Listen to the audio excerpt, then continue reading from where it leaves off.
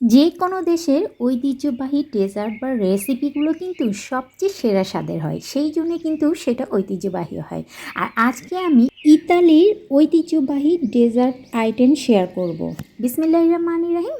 Hello ma'am, আসসালামু আলাইকুম। এখানে আমি 2 কাপ গরম দুধ নিয়ে নিয়েছি। দুধটা কিন্তু খুব ভালো করে জাল করে ফুটন্ত গরম দুধে 1 টেবিল চামচ কফি মিক্স করে প্রথমেই একটা সাইডে রেখে দিয়েছি। এখন আমি নিয়েছি পাউরুটি।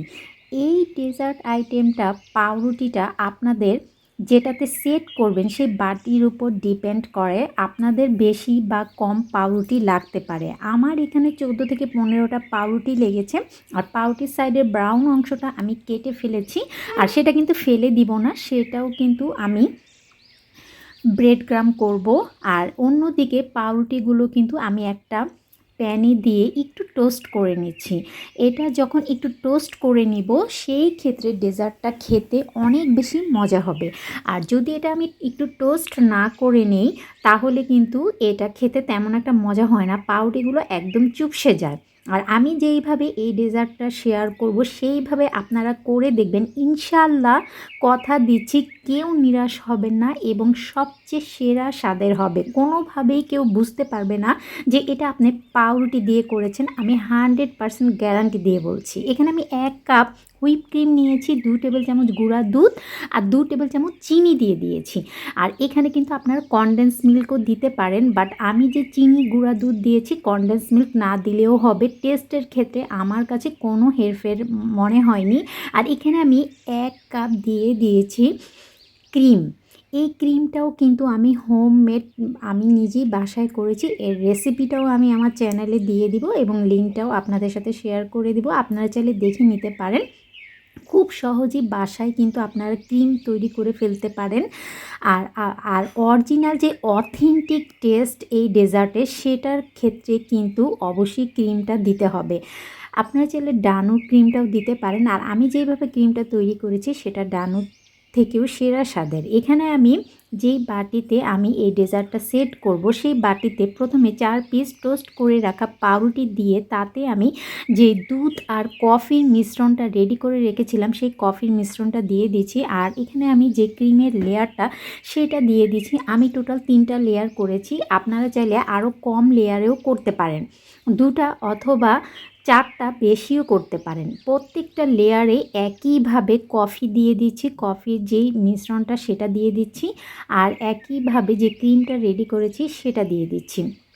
আর এখানে যে আমি ক্রিমটা দিয়েছি, এটা কিন্তু আপনারা আর একটু চাইলে আর একটু সফট রাখতে পারেন, বা আর একটু লিকুইড যদি থাকে সেই ক্ষেত্রেও কিন্তু কোনো সমস্যা নেই।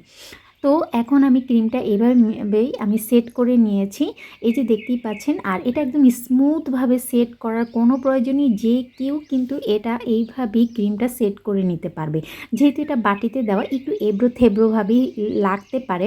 এখন আমি এখানে কোকো পাউডার আমি এখানে একটু দিয়ে দিচ্ছি। আর এইভাবে কোকো পাউডারটা একটু চেলে দিলে সমানভাবে একদম পুরো ডেজার্টের উপরেই কিন্তু এটা পড়বে। এখানে প্রায় 1 কাপের মতো আমার কোকো পাউডার লেগেছে। তো আপনাদের ডিপেন্ড করে আপনাদের বাটিটা কতটুকু বড় বা ছোট। এখন এটা আমি ফ্রিজে রেখে দিব। আর এটা ফ্রিজে না রেখেও কিন্তু আপনারা সরাসরি কেটে কুটে খেয়ে ফেলতে পারেন। এটা এত মজার হয়, সত্যি কথা বলতে আমার মাত্র 7 থেকে 8 মিনিটের মতো সময় লেগেছে এই ডেজার্টটা করতে। আর আমি একটু দেখতে সুন্দরের জন্য এটা ডেকোরেশনটা পুরোই আপনার ব্যক্তিগত ব্যাপার, এভাবেও খেয়ে ফেলতে পারেন। বাট আমি একটু ডেকোরেশন করছি, সেটা হচ্ছে আমি একটু ব্রেড ক্রাম্ব চারপাশে ছড়িয়ে দিয়েছি, যেহেতু আমি আজকে পাউরুটি দিয়ে করেছি আর একটু ডেকোরেশন করে নিয়েছি।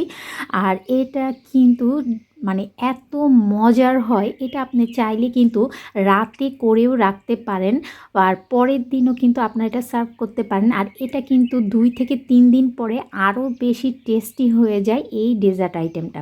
হয়ে গেল মজার ইতালির ঐতিহ্যবাহী রেসিপি। বা তিরামিসু যে যেটাই বলেন অবশ্যই বাসায় ট্রাই করবেন। নিশ্চয়ই অপেক্ষা করছেন ভিতরটা কেমন হলো দেখার জন্য। এখন হচ্ছে কেটে কুটে দেখার পালা এটা কতটা লোভনীয় হয়েছে আর কতটা সফট।